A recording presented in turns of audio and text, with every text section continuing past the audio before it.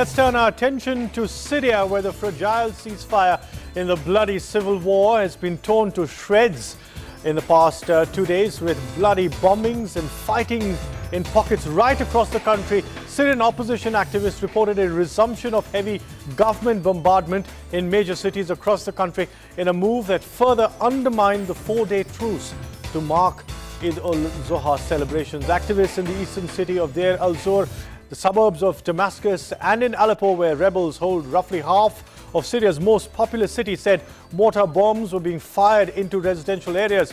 The bombardment continued on the second day of the truce called by the international peace envoy Lakhdar Brahimi, who had hoped to use it to build broader moves towards ending the 19-month-old conflict, which has killed an estimated 32,000 people across the country.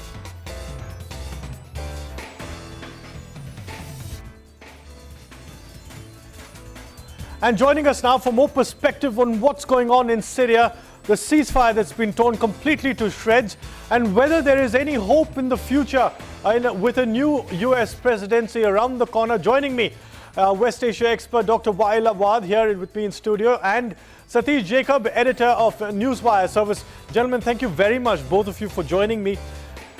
Dr. Awad, was this ceasefire being torn to shreds in the manner that it is expected? Does what is happening surprise you at all? Well, it is a surprise because you see there is a government and there are more than 100 rebels in the ground. Right. A government have already made up the decision and they have given the instruction to the army not to fire at anybody.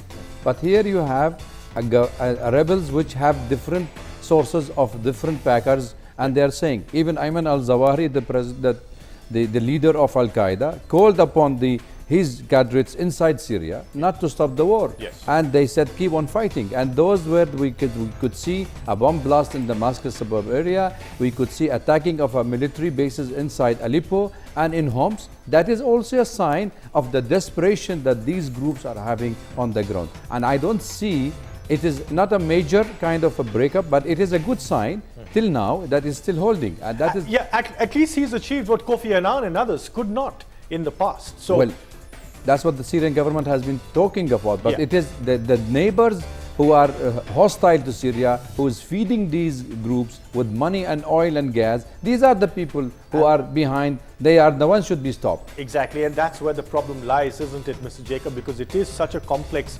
situation where in the past few weeks, you've even seen crates and caches of arms that were intended for the Saudis from arms dealers being found in rebel positions across Syria. And that's really the complexity of this problem, that there are so many vested interests that the Arab League can, of course, step in, but it is still on the fence, sitting on the fence, while there are, of course, Western powers at play. So where do you see this headed? Well, look, I'm sorry. I heard you in the opening remarks of yours in the program saying that you quoted the rebels saying that it is the government forces which violated the ceasefire. It is not true. The violation of ceasefire, there was never ceasefire. There have been incidents all along. So it's non-existent in a way. And most of the attacks carried out not by the Syrian rebel army, mostly. There were their splinter groups. There are so many of them. There are Al-Qaeda there are many other. They never accepted the ceasefire. They were the ones. And ever since the so-called ceasefire started, more than 150 people have been killed in many incidents. Unfortunately, the fact is that the rebels are using very sophisticated arms, and they're getting access to it, and that's the problem, the continued access to it. There is absolutely openness about it. I heard a very important British spokesman 2 days ago on BBC saying that we are and the Americans are supplying arms and the backup support. It kind of blew the lid off, didn't it? And Russian general yesterday said has warned that most of the weapons who have been captured by the Syrian army have American bombings. So, you know, what is the hope? There is no hope. There is no hope. And exactly that brings us very much to the next point I want to talk about to both of you. The new US presidency. A new US presidency is around the corner.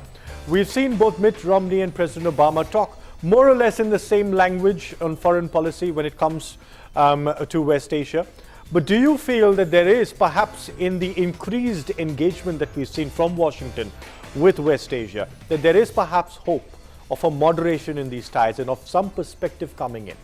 I think the American administration makes no difference who comes, whether the Democrat or the Republican. It is the foreign policy is already been dictated by the Pentagon and by the market-driven forces. So there is a question of breaking the Syrian. The only point they have raised, they wanted the kind of an ally or a moderate government in Syria, which they mean that the pro-American policy, which is impossible.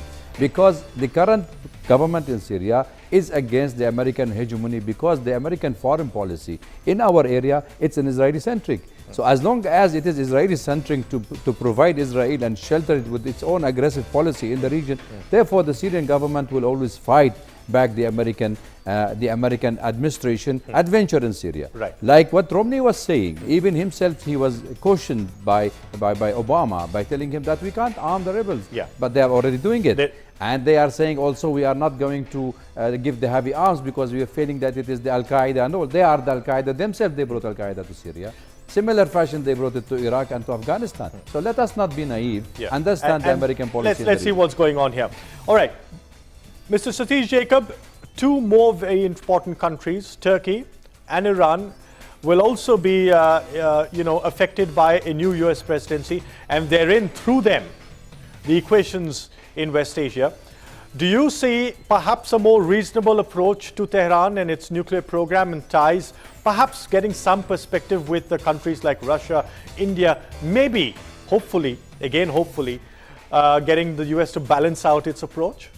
I don't want to sound too negative, but unfortunately, with the question of Iran, it is unlikely that Americans will change their attitude towards Iran.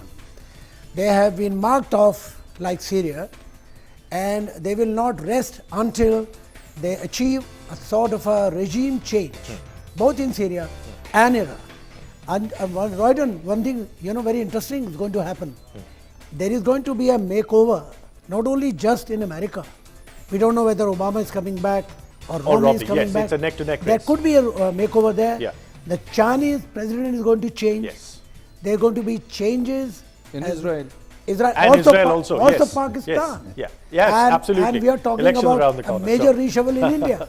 Yes, absolutely. So there is going to be a change everywhere. It's a season of change across the world, isn't it? Let us hope that this change will bring in Yeah. some sanity in the world. Yeah, some sanity, some perspective, and perhaps much needed peace and reality, or acceptance of the reality of the revolutions in West Asia and the uprisings across the Arab and Islamic world. But thanks very much, both of you gentlemen, Dr. Wael Awad and Mr. Satish Jacob, for sparing the time and joining us on The World.